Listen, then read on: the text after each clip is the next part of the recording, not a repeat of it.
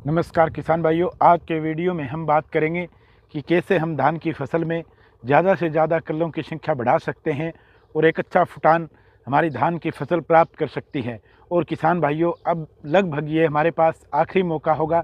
यदि धान की फसल यदि अब भी कमज़ोर रह गई तो किसान भाइयों मान के चलो कि फिर उसका बेस ही अच्छा तैयार नहीं हो पाएगा। तो किसान भाइयों, हम कुछ ऐसा डालेंगे जिसमें कि हमारा खर्चा ज़्यादा नहीं लगेगा, परंतु हमारे पड़ोसी जरूर आश्चर्यचकित होंगे ये देखकर कि हमारी धान की फसल ने कैसे इतना बढ़िया ग्रो किया है और कैसे इतना बढ़िया फुटान लिया है। किसान भाइयों, एक अच्छा उत्पादन तो हर किसान का सपना होता है, परंतु वो इस सपने के पीछे अपने धान के अंदर अच्छे और महंगे खाद और अनेक टॉनिक और माइक्रोन्यूट्रिएंट्स का प्रयोग करता है, जिससे अच्छा उत्पादन तो मिल जाता है परंतु बचत घट जाती है। अनेक रासायनिक खादों के प्रयोग से धीरे धीरे ज़मीन भी कमज़ोर पड़ने लगती है। परंतु जो मैं आपको आज बताने जा रहा हूँ उसमें हमारी ज़मीन भी हेल्दी रहेगी, अच्छी रहेगी और हमारे धान की फसल की भी क्वालिटी अच्छी रहेगी और उत्पादन भी बढ़िया रहेगा। किसान भाइयों, इस कॉम्बिनेशन में पहले नंबर पर हम करते हैं सरसों की खली को। सरसों की खली के अंदर किसान भाइयों अनेक पोषक तत्व तो हमारी धान की फसल को प्राप्त होते हैं, जैसे नाइट्रोजन आ गया, फास्फोरस आ गया, पोटास आ गया, जिंक आ गया, सल्फर और अनेक पोषक तत्व पाए जाते हैं।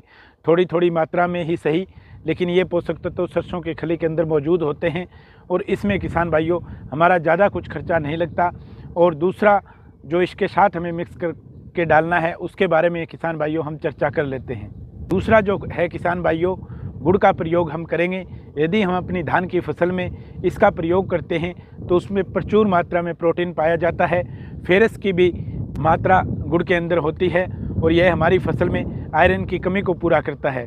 तीसरा, गुड़ के अंदर कुछ मात्रा में मैग्नीशियम भी पाया जाता है। इसका काम भी पौधे को हरा भरा करना, अच्छी ग्रोथ देना, अच्छा फुटान देना और किसान भाइयों फोटोसिंथेसिस की क्रिया बहुत अच्छे तरीके से होती है। यदि हम हमारी धान की फसल को गुड़ देते हैं और उसमें भोजन ज़्यादा बनता है तो पौधा ज़्यादा अच्छे तरीके से ग्रो करता है। कुछ मात्रा में इसके अंदर पोटासियम भी पाया जाता है।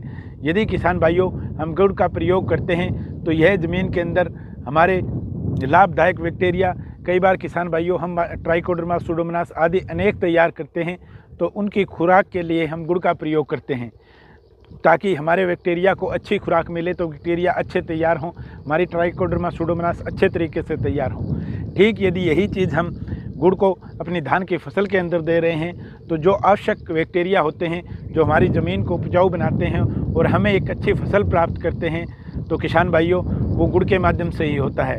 अब किसान भाइयों मैं आपको बता देता हूँ कि हमारी डोज क्या रहेगी सरसों की खली की और गुड़ की। तो किसान भाइयों, हम 10 केजी 1 एकड़ के लिए हमारी सरसों की जो खली है वो हमें पर्याप्त रहेगी और 2 केजी गुड़ इस बरसाती मौसम के अंदर हमें 2 केजी गुड़ पर्याप्त रहेगा 1 एकड़ के लिए।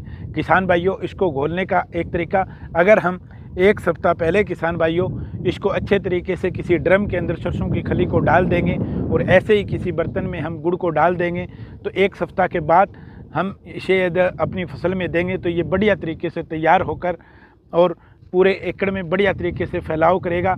और एकदम से यदि डालेंगे तो उसको मेंटेन होने में और घुलने में और एक अच्छी खाद के रूप में तैयार होने में टाइम लगता है। इसलिए एडवांस में किसान भाइयों हमें डालना हो उससे 7 दिन पहले 2 बड़े ड्रमों में डालकर इनको हम अच्छे तरीके से इसका घोल तैयार कर सकते हैं। और देने का तरीका ये रहेगा किसान भाइयों कि जिस तरफ से हम, जिस स्थान से हमारा स्टार्टिंग पॉइंट होगा पानी देने का धान को, वहाँ पे हम दोनों ड्रम रखेंगे, अपने गुड़ वाला भी और सरसों की खली वाला भी, और उसके लगी हुई नोज़ल को हम इस प्रकार से चलाएंगे कि जब हम एकड़ के अंत तक पहुँचें तो ये पर्याप्त सारी चीज़ पानी के द्वारा एक समान हमारे एकड़ के अंदर जी जाए। इस तरीके से आप किसान भाइयों आप अच्छे तरीके से इसको पूरे एकड़ के अंदर पानी देते वक्त दीजिए। किसान भाइयों, मैं आपको वादे के साथ कह सकता हूं कि इसका बहुत अच्छा रिजल्ट मिलेगा। हमारा धान हरा भरा होगा, अच्छा धान फुटान लेगा और जो हम खर्चा रासायनिक खादों के पीछे हद से ज़्यादा करते हैं वो हमारा खर्चा बचेगा। खर्चा बचेगा तो हमारी बचत बढ़ेगी, बचत बढ़ेगी तो हमारा किसान खुशहाल होगा। किसान भाइयों, कैसी लगी हमारी ये जानकारी कमेंट के माध्यम से हमें ज़रूर बताएं। मिलता हूं किसान भाइयों नेक्स्ट वीडियो में किसी नई जानकारी के साथ। जय हिंद, जय भारत।